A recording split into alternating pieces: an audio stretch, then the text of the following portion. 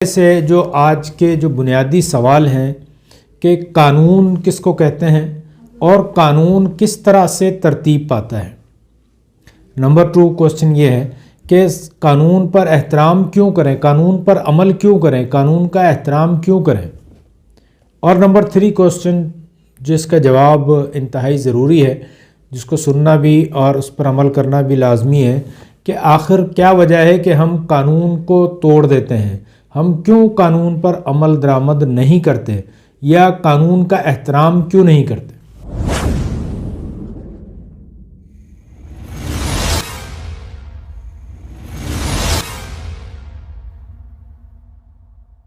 نحمدہ ونصلی علی رسولہ الکریم، اعوذ باللہ من الشیطان الرجیم، بسم اللہ الرحمن الرحیم۔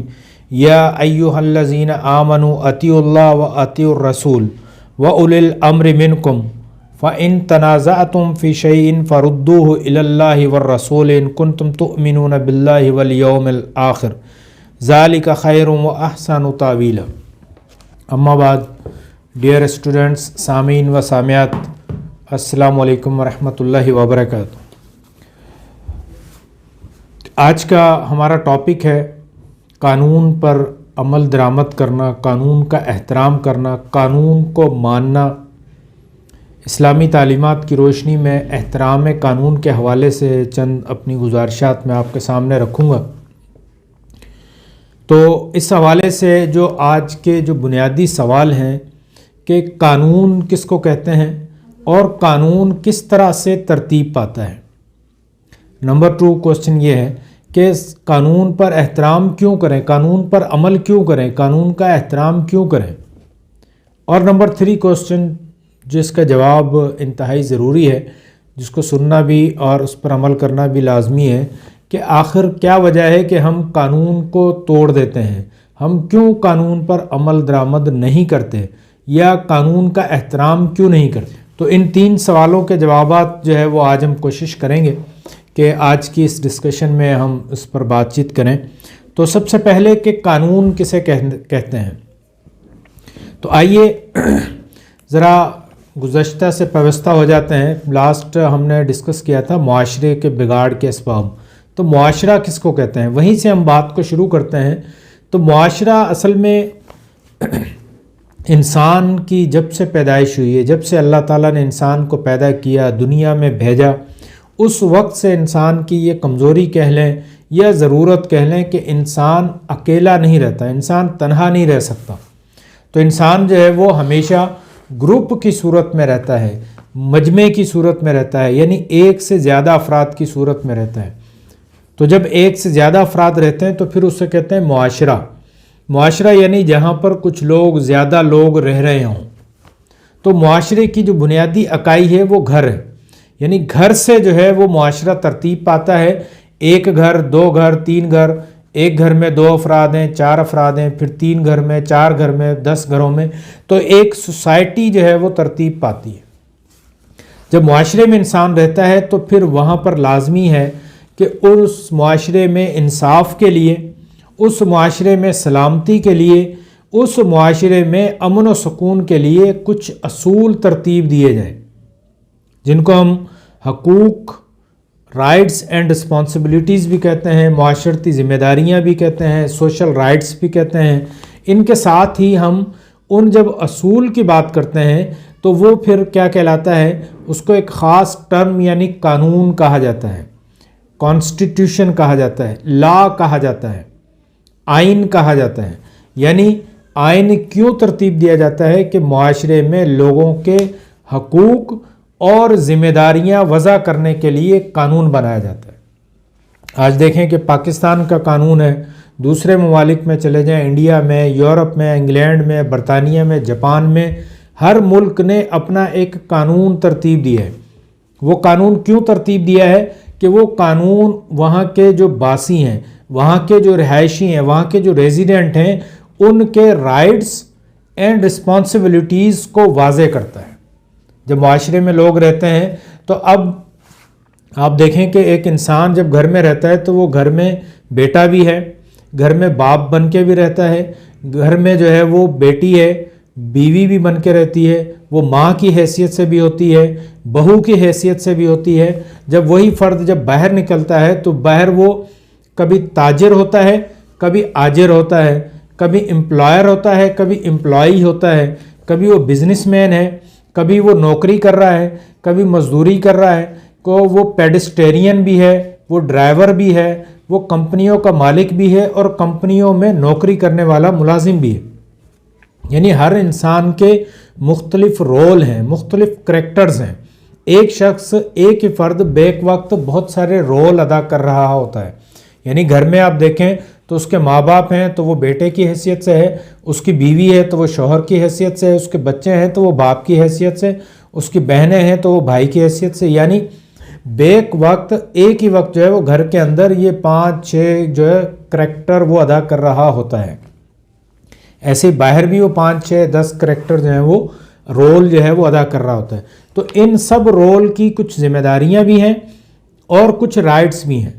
उन जिम्मेदारियों को और राइट्स को, उनके हकूक़ को वज़ा करने के लिए कुछ असूल जो है वो तरतीब दिए जाते हैं। तो सेट ऑफ प्रिंसिपल्स, यानी कुछ प्रिंसिपल्स, कुछ असूल जब बनाए जाते हैं तो दैट इज़ कॉल्ड कॉन्स्टिट्यूशन। तो उससे फिर कानून कहा जाता है। दूसरे अल्फाज में मुख्तसर ये देखें कि कानून जो है वो माशरे में अमन और सलामती के लिए बनाया जाता है।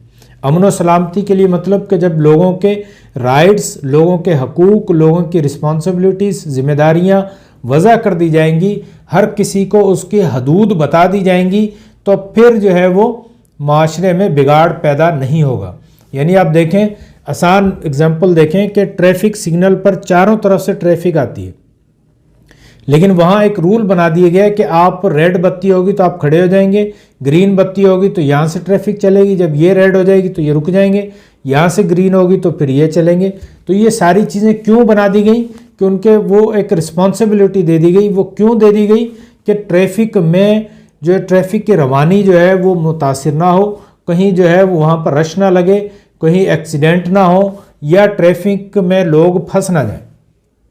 तो पता ये चला है कि जब रूल बनाए जाते हैं, प्रिंसिपल्स बनाए जाते हैं, कानून बनाया जाता है तो वो लोगों की आसानी के लिए होता है। यानी कॉन्स्टिट्यूशन ऑफ पाकिस्तान देख लें या कोई भी कानून देख लें तो वो लोगों की आसानी के लिए, लोगों के हकूक़ के लिए, लोगों की जिम्मेदारी के लिए जो है वो वज़ा किया जाता है। अब आए दूसरा क्वेश्चन जो हमारा ये था कि कानून कौन बनाएगा। जैसे हमारा ये कॉन्स्टिट्यूशन ऑफ पाकिस्तान है, ये मेरे पास ऑफिशियल डॉक्यूमेंट है गवर्नमेंट ऑफ पाकिस्तान की जो अथॉरिटी है उनकी तरफ से, ये constitution of Islamic Republic of Pakistan. तो इसी तरह से एक मेरे पास ये कानून है जो अल्लाह की तरफ से दिया गया, जिसको हम कुरान मजीद कहते हैं। तो ये अल्लाह की तरफ से जो कानून दिया गया वो है। तो बात यह है कि कानून कौन बनाएगा। तो हमारे पास दो सोर्स हैं जो अभी मैंने आपको बताया कि एक तो हम खुद बैठकर जो है वो कोई कानून बना लें, कोई जो है असूल तरतीब दे लें और फिर उस पर उसके मुताबिक जो है वो हम सब लोग उस पर ज़िंदगी गुजारना शुरू कर दें, जैसे मुख्तलिफ ममालिक के कवानीन होते हैं। और दूसरा कानून ये होता है कि जो हमारा क्रिएटर है, जो हमारे पैदा करने वाला है, जो हमारे बारे में तमाम चीज़ें जानता है, वो हमें कुछ असूल व कवायद जो है वो हमें दे दे। जैसे कुरान मजीद में बहुत सारे कवानीन हमें दिए गए हैं, असूल दिए गए हैं ताकि हम उसके मुताबिक ज़िंदगी गुजारें। तो कानून के मुताबिक हम ज़िंदगी गुजारेंगे तो हमारी ज़िंदगी बेहतर गुजरेगी, हमारी ज़िंदगी पुरअमन गुजरेगी, हमारी ज़िंदगी में मसाइल नहीं होंगे, हमारे पास परेशानियां नहीं होंगे। हर किसी को अपने हकूक़ का भी पता होगा और अपनी ज़िम्मेदारियों का भी पता होगा। हर इदारा भी, हर तमाम लोग भी अपने अपने हदूद के अंदर रहते हुए काम जो है वो करेंगे।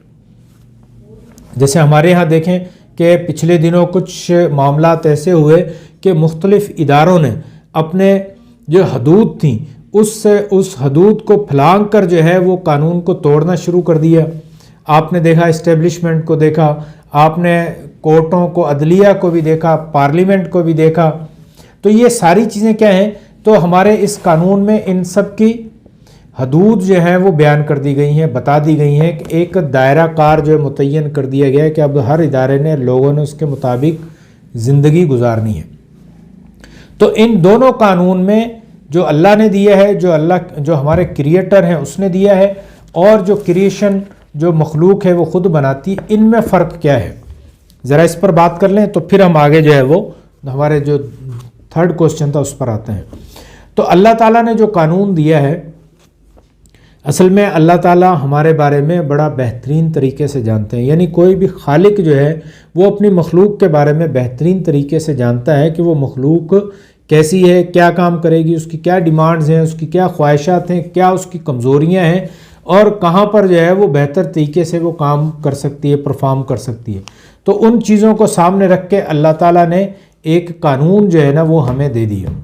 دوسری طرف دوسرا قانون جو ہم بناتے ہیں اس میں کیا ہے کہ وہ تدریجاً وقت گزرنے کے ساتھ ساتھ ہمیں جتنی معلومات ہوتی ہے، جو ہماری ضروریات ہیں، جو ہماری انفارمیشن ہے، جو ہمارا علم ہے، اس کے مطابق ہم وہ قانون وضع کرتے ہیں، لیکن وقت گزرنے کے ساتھ ساتھ جیسے نئی چیزیں سامنے آتی ہیں تو پھر ہمیں اس کو امینڈ کرنا پڑتا ہے، اس میں ترتیب کرنی پڑتی ہے، اس میں جو ہے وہ چینجنگز لانی پڑتی ہیں، امینڈمنٹس کرنی پڑتی ہیں۔ جیسے آپ پاکستان کا قانون دیکھیں تو اس میں اب تک جو ہے وہ 18 امینڈمنٹس ہو چکی ہے، یعنی 18 دفعہ جو ہے وہ ترمیم ہو چکی ہے، یعنی 1973 سے لے کے 1973 سے لے کے آج تک دیکھیں تو تقریباً یہ 50 سالوں میں 18 دفعہ جو ہے وہ ہمیں اسے امینڈ کرنا پڑا، اس کو مزید جو ہے وہ نئی چیزیں اس میں ایڈ کرنا پڑی۔ کیوں کرنا پڑی؟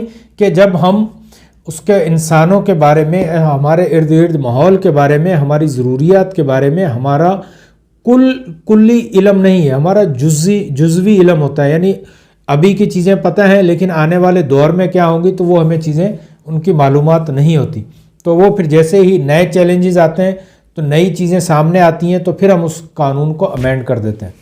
لیکن جو اللہ کی طرف سے جو قانون دیا جاتا ہے وہ بنیادی اصولوں پر قانون جو دیا گیا ہے وہ اسی طرح سے رہے گا، تو وہ قیامت تک کے لیے جو ہمیں قرآن میں جو اصول دیے گئے ہیں وہ اسی طرح سے ہیں۔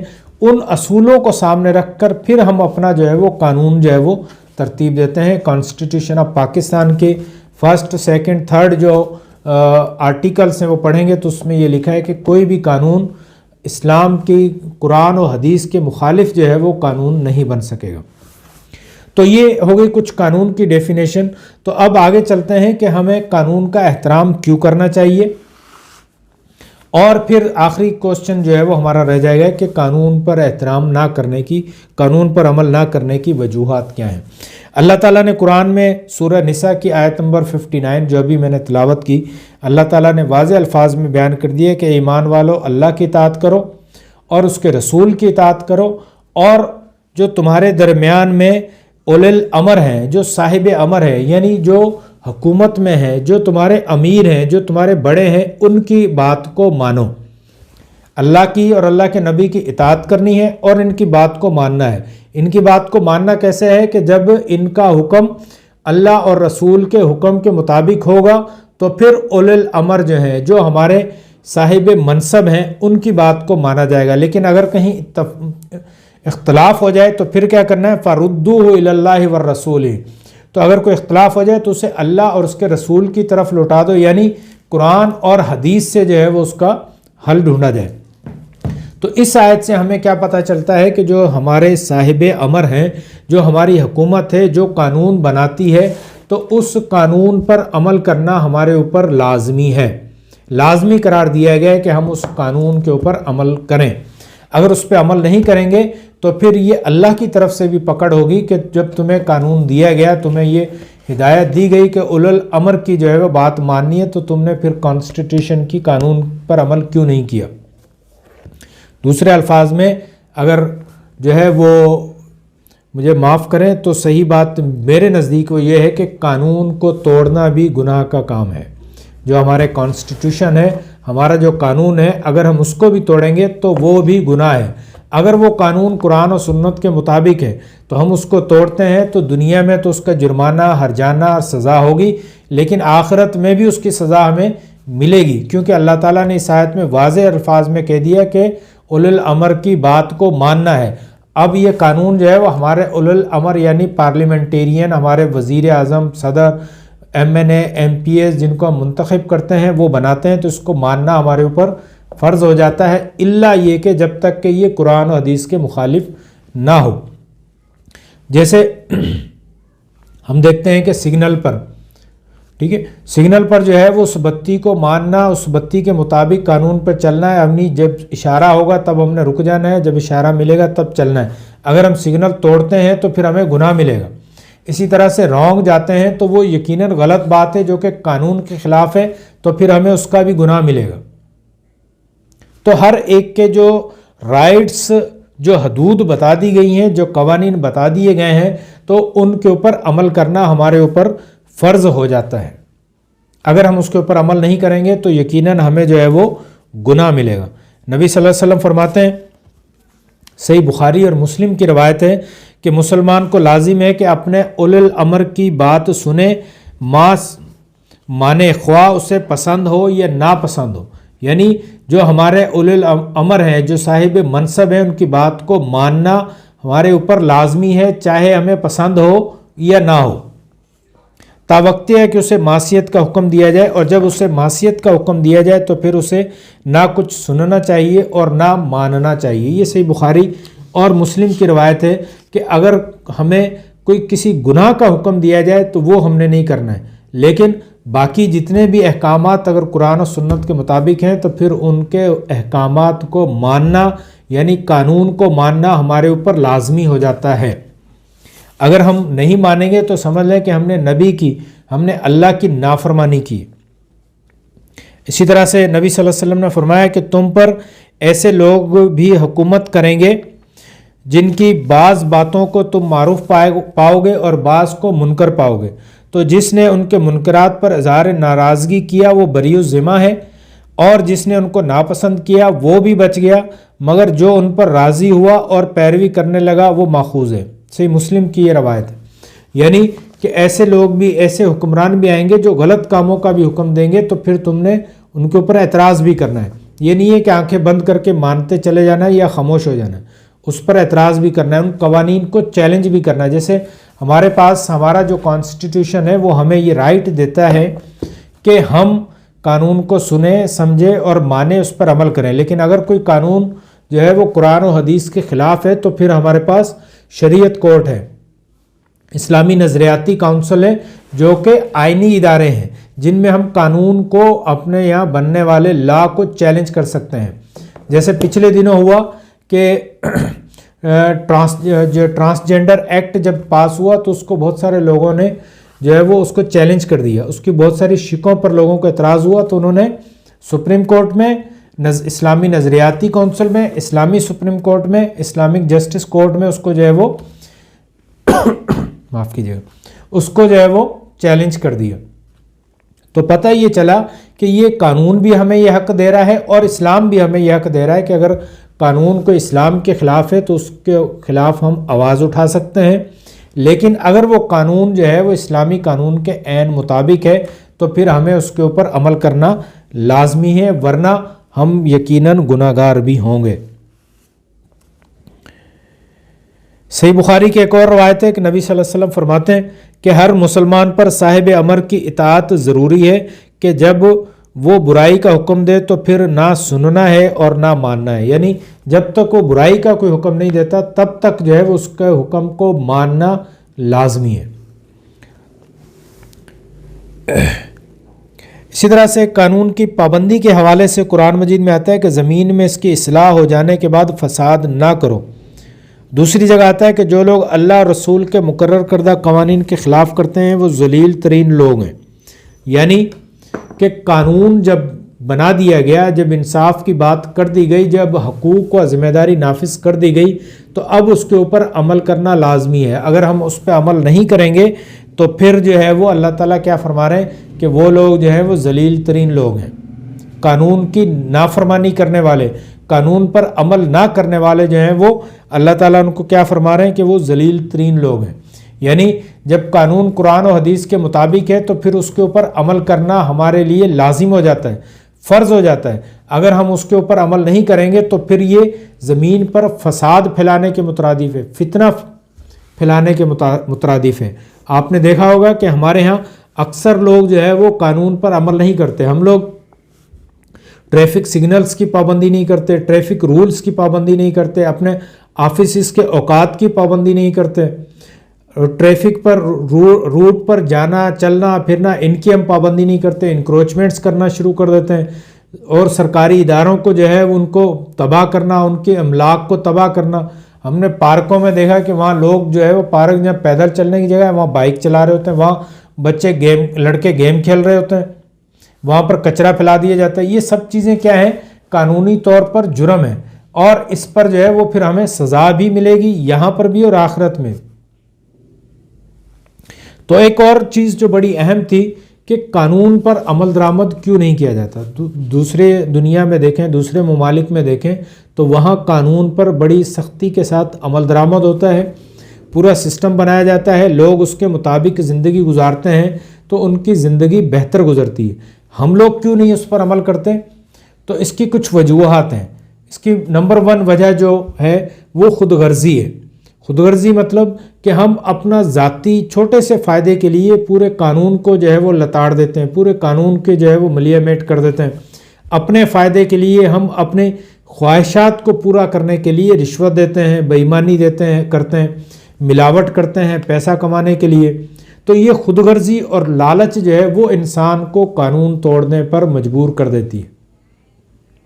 इसकी एक और वजह ये भी है कि जब इंसान तकब्बुर करता है तो वो तकब्बुर में आकर ये समझना शुरू कर देता है कि ये कानून तो मेरे लिए नहीं है, मैं कानून से बालातर हूँ और दूसरे लोग जो हैं वो कानून के तहत आते हैं, उन पर कानूनी कार्रवाई होनी चाहिए, मैं कानून से बालातर हूँ। तो ये तकब्बुर जो है वो इंसान को ले डूबता है।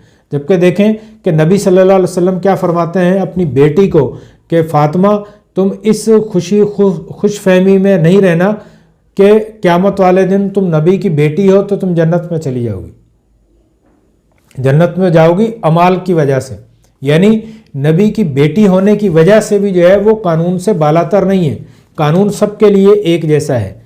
एक और रवायत में आता है कि एक औरत जो पकड़ी गई उसने चोरी की, नबी सल्लल्लाहु अलैहि वसल्लम ने उसके हाथ काटने का जब हुक्म दिया तो लोगों ने उसकी सिफारिश की। तो नबी सल्लल्लाहु अलैहि वसल्लम ने कहा कि अगर मेरी बेटी फातिमा भी चोरी करती तो उस पर भी हद नाफिज की जाती, यानी कानून से बालातर कोई नहीं है। खुतबा हज्जतुल विदा बड़ी जो है वो नबी सल्लल्लाहु अलैहि वसल्लम ने सादा अल्फाज में बयान कर दिया कि किसी अरबी को अजमी पर, किसी अजमी को अरबी पर और गोरे को काले पर, काले को गोरे पर कोई फोकियत हासिल नहीं है, यानी कानून से कोई बालातर नहीं है।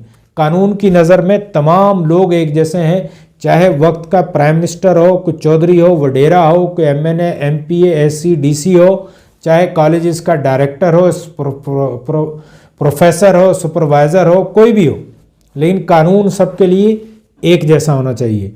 और फिर इसी कानून पर अमल दरामद में ही हमारी निजात है। नबी सल्लल्लाहु अलैहि वसल्लम की हदीस बड़ी मारूफ है कि तुमसे पहले की कौमें इसीलिए तबाह हो गई कि उनके यहाँ बड़े के लिए दूसरा कानून था और छोटों के लिए दूसरा कानून था।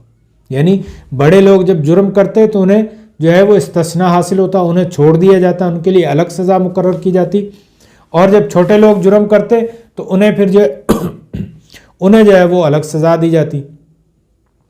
तो कानून के हवाले से ये लाजमी है कि तमाम लोग जो है वो कानून के अंडर में आए, यानी रूल ऑफ लॉ सबके लिए एक जैसा होना चाहिए।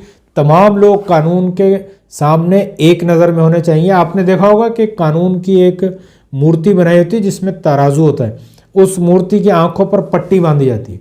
वो पट्टी इसलिए बांधी जाती है, वो पट्टी का अक्स इसलिए दिया जाता है, वो निशानी ये है कि तमाम लोग जो हैं वो कानून की नज़र में एक जैसे हैं। कानून नहीं देखता कि मेरे सामने जो मुद्दी है या जिसके ऊपर जो है वो जुर्म जिसने किया है, वो चाहे प्राइम मिनिस्टर है, कोई मुल्क का प्रेसिडेंट है, कोई चीफ ऑफ आर्मी स्टाफ है, या जो है वो MNA MPA है, कोई चौधरी वडेरा है, या कोई गरीब आदमी।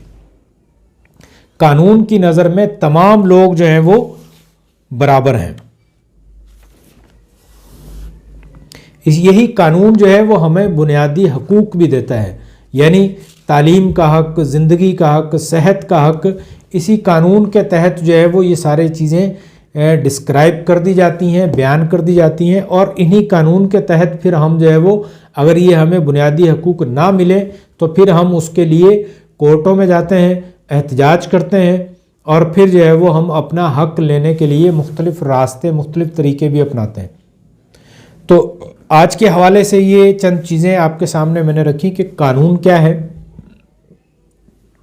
یعنی قانون کس کو کہتے ہیں، قانون کا ماخذ کیا ہے، قانون کس طرح سے ترتیب دیے جاتے ہیں، اور تیسری بات یہ بھی ہم نے آج ڈسکس کی کہ قانون کا احترام کیوں کرنا چاہیے، اور چوتھی بات یہ تھی کہ قانون کیوں توڑ دیا جاتا ہے، کیوں لوگ جو ہے وہ قانون کو توڑتے ہیں، اس کی کیا وجوہات ہیں۔ اس کے ساتھ ہی میں آپ سے اجازت چاہوں گا، اگلے ٹاپک تک کے لیے مجھے اجازت دیجیے، اگلی ویڈیو تک کے لیے، اور اپنا خیال رکھیے گا، اپنے پڑوس کا، اپنے رشتہ داروں کا، دوستوں کا، اور ملک کے قانون کا لازمی خیال رکھیے گا، ملکی قانون کا احترام کریں، اسی قانون میں ہی ہماری بقا ہے۔ اگر ہم امن و سلامتی چاہتے ہیں تو قانون پر سختی سے عمل درآمد کریں، خود بھی کریں، اور اپنے بچوں کو جو ہے وہ بچپن سے ہی گھر میں ہی قانون کا احترام کرنا جو ہے وہ سکھائیں، تبھی جو ہے وہ ہم اس زندگی میں، اس دنیا میں کامیاب ہو سکیں گے۔ Thank you very much. السلام علیکم ورحمۃ اللہ وبرکاتہ۔